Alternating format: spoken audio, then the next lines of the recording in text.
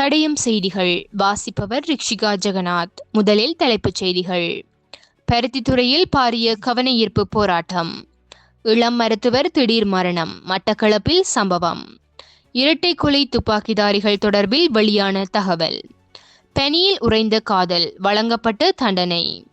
நீதிமன்ற தீர்ப்பினால் ரம்புக்கு வலியுறுத்தல் விடுத்துள்ள ஆளுநர். தற்போது விரிவான செய்திகள். இராணுவத்தினரால் கைது செய்யப்பட்டு காணாமலாக்கப்பட்ட ஊடகவியலாளர் சு ராமச்சந்திரன் எங்கே? அனுர அரசே பதில் சொல். ஸ்ரீலங்கா இராணுவத்தினரால் கைது செய்யப்பட்டு காணாமலாக்கப்பட்ட வடமராட்சி கரவட்டியை சேர்ந்த ஊடகவியலாளரும் ஆசிரியருமான சுப்பிரமணியம் ராமச்சந்திரன் எங்கே? அனுர அரசே பதில் சொல் என வலியுறுத்தி யாழ் வடமராட்சி ஊடக இல்லத்தின் ஏற்பாட்டில் பருத்தித்துறையில் இன்று பாரிய கவனஈர்ப்பு போராட்டம் முன்னெடுக்கப்பட்டுள்ளது. ஊடகவியலாளர் சு ராமச்சந்திரன் வீடு திரும்பிய போது துன்னாலை கலிகை சந்தியில் அமைந்திருந்த இராணுவ முகாமில் வைத்து கடந்த 15/2/2007 அன்று ஸ்ரீலங்கா இராணுவத்தினரால் மற்றும் EPTPயினரால் கைது செய்யப்பட்டு காணாமல் ஆக்கப்பட்டதன் 19வது ஆண்டை முன்னிட்டு அவர் உள்ளிட்ட ஊடகவியலாளர்கள் காணாமல் ஆக்கப்பட்ட சம்பவத்திற்கும் படுகொலை செய்யப்பட்ட ஊடகவியலாளர்களுக்கும் நீதி கேட்டும் யாழ் வடமராட்சி ஊடக இல்லத்தின் ஏற்பாட்டில் பருத்தித்துறை பேருந்து நிலையத்தில் இன்று சனிக்கிழமை காலை 10 மணிக்கு கவனஈர்ப்பு போராட்டம் முன்னெடுக்கப்பட்டுள்ளது. யாழ் வடமராட்சி ஊடக இல்லத்தின் முக்கிய செயற்பாட்டாளரும் மூத்த ஊடகவியலாளருமான மு மதிவாணன் தலைமையில் இடம்பெற்ற இப்போராட்டத்தில் ராமச்சந்திரன் கைது செய்யப்பட்டு காணாமல் ஆக்கப்பட்ட சம்பவம் ஆற்றுகை செய்யப்பட்டிருந்தது.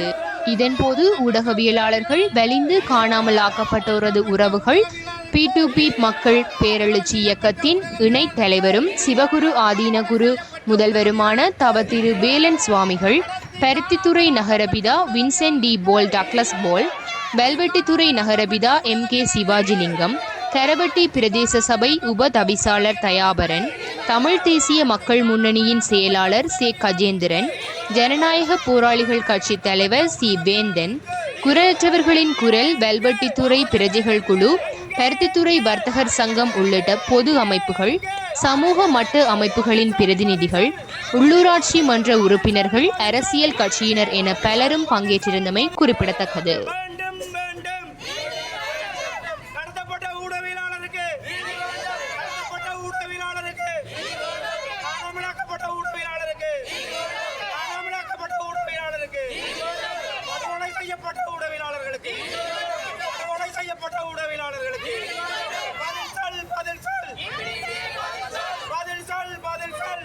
மட்டக்களப்பு போதனா வைத்தியசாலையின் சிறுவர் விடுதியில் மருத்துவராக பணியாற்றி வந்து 31 வயதான மருத்துவர் செல்வராஜா பிரணவசோதி MBBS அவர்களின் திடீர் மரணம் மட்டக்களப்பு மக்களுக்கு பெரும் துயரத்தை ஏற்படுத்தியுள்ளது. மருத்துவர் செல்வராஜா பிரணவசோதி சுகவீனம் காரணமாக மட்டக்களப்பு போதனா வைத்தியசாலையில் அனுமதிக்கப்பட்ட நிலையில் நேற்றைய தினம் உயிரிழந்துள்ளார்.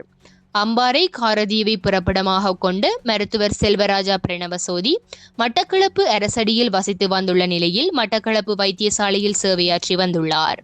கிழக்கு பல்கலைக்கழக மருத்துவ பீடத்தில் மருத்துவ படிப்பை நிறைவு செய்து பின் நாவலப்பிட்டிய வைத்தியசாலையில் கடமையாற்றி பின் மட்டக்களப்பு வைத்தியசாலையில் கடமையாற்றி வந்த திறமையான ஒரு மருத்துவர் ஆவார். இந்நிலையில் மட்டக்களப்பு போதனா வைத்தியசாலை இளம் மருத்துவரின் திடீர் மரணம் பெரும் துயரத்தை ஏற்படுத்தியுள்ள நிலையில் பலரும் இரங்கல்களை தெரிவித்து வருகின்றனர். தலங்கம அக்குரேகொடவில் வெள்ளிக்கிழமை இடம்பெற்ற இரட்டை கொலையுடன் தொடர்புடைய பிரதான சந்தேக நபர் 2024 மற்றும் 2025 ஆண்டுகளில் நடத்தப்பட்ட பல கொலைகளில் ஈடுபட்டுள்ளதாக விசாரணைகளில் தெரிய வந்துள்ளது. 2024 மற்றும் 2025 ஆண்டுகளில் கரந்தனிய சுத்தாவினால் நடத்தப்பட்ட அனைத்து கொலைகளிலும் முக்கிய துப்பாக்கிதாரி ரூபஸ் சுரேஷ் ஈடுபட்டுள்ளதாக கூறப்படுகின்றது. ஆஸ்திரியாவில் தனது காதலியுடன் நாட்டின் உயர்ந்த சிகரத்தை ஏற முயன்ற போது ஏற்பட்ட சோக சம்பவத்தில் காதலி பனியில் உறைந்து உயிரிழந்த வழக்கில் இளைஞருக்கு நீதிமன்றம் தண்டனை விதித்துள்ளது. 37 வயதான குற்றஞ்சாட்டப்பட்ட நபர் கடுமையான அலட்சியத்தால் மனித வதம் குற்றத்தில் ஈடுபட்டார் என அறிவிக்கப்பட்டார். அவருக்கு 5 மாதங்கள் ஒத்திவைக்கப்பட்ட சிறை தண்டனையும் 9600 யூரோ சுமார் 11300 அமெரிக்க டாலர் அபராதமும் விதிக்கப்பட்டது. தனியுரிமை விதிகளின்படி அவரது பெயர் வெளியிடப்படவில்லை. இந்த துயர சம்பவம் 2025 ஜனவரியில் இடம்பெற்றது. அமெரிக்க உயர்நீதிமன்றத்தின் தீர்ப்பை தொடர்ந்து ஜனாதிபதி டொனால்ட் ட்ரம்பை விமர்சித்துள்ள கலிபோர்னியா ஆளுநர் கெவின் நியூசம் பொதுமக்களிடம் சட்டவிரோதமாக வசூலிக்கப்பட்ட வரி பணத்தை உடனடியாக திருப்பிச் செலுத்துமாறு வலியுறுத்தியுள்ளமை பரபரப்பை ஏற்படுத்தியுள்ளது. ட்ரம்பினால் நியமிக்கப்பட்ட நீதிபதிகளே அவரது வரி விதிப்பு சட்டவிரோதமானது என்பதை ஏற்றுக்கொண்டுள்ளனர். இது அமெரிக்க குடும்பங்களுக்கும் சிறு வணிகங்களுக்கும் கிடைத்த மாபெரும் வெற்றி. ட்ரம்ப் உடனடியாக வட்டியுடன் அந்த பணத்தை அமெரிக்கர்களுக்கு திருப்பி வழங்க வேண்டும் என கலிபோர்னியா ஆளுநர் தனது எக்ஸ் தளத்தில் பதிவிட்டுள்ளார். இத்துடன் தடயம் செய்திகள் நிறைவடைகின்றன. நன்றி.